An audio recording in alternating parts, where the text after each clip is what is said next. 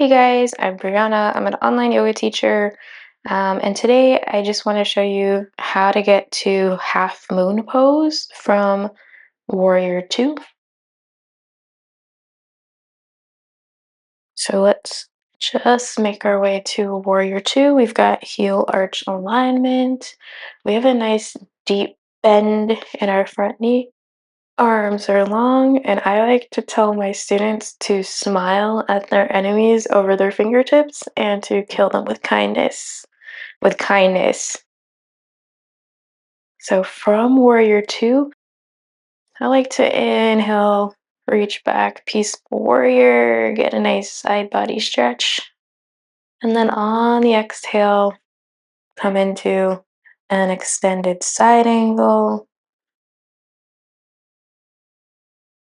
And then from extended side angle, put all of your weight into your front leg. You can slowly peel your back foot off the mat. And then your arms come up to a T.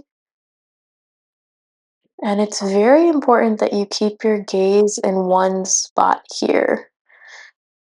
And the toes on your lifted leg are flexed. And you're lifting that leg. You're trying to make beautiful straight lines, stacking your shoulders. Wait, and when you've had enough, or if you wobble, just start over. Don't try to wobble in. It happens to all of us.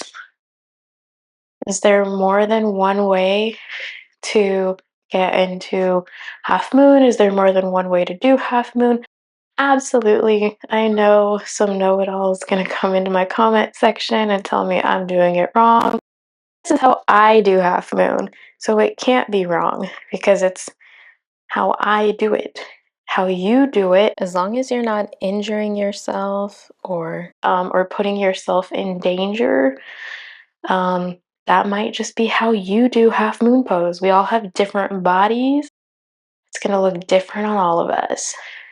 A lot of teachers like to recommend using a block here, and I love blocks. You haven't seen it in my recent videos or classes because I need some new ones.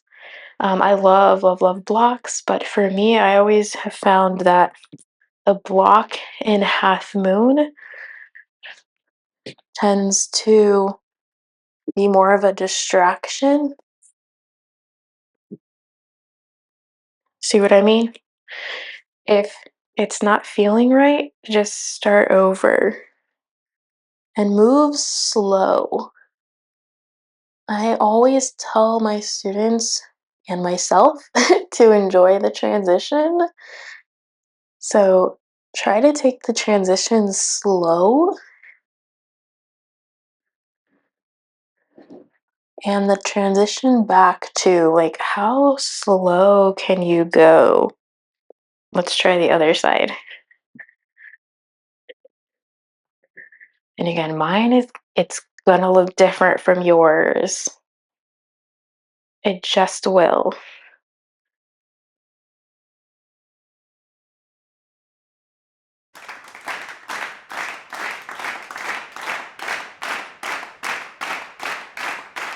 Remember to breathe. Don't stop breathing here.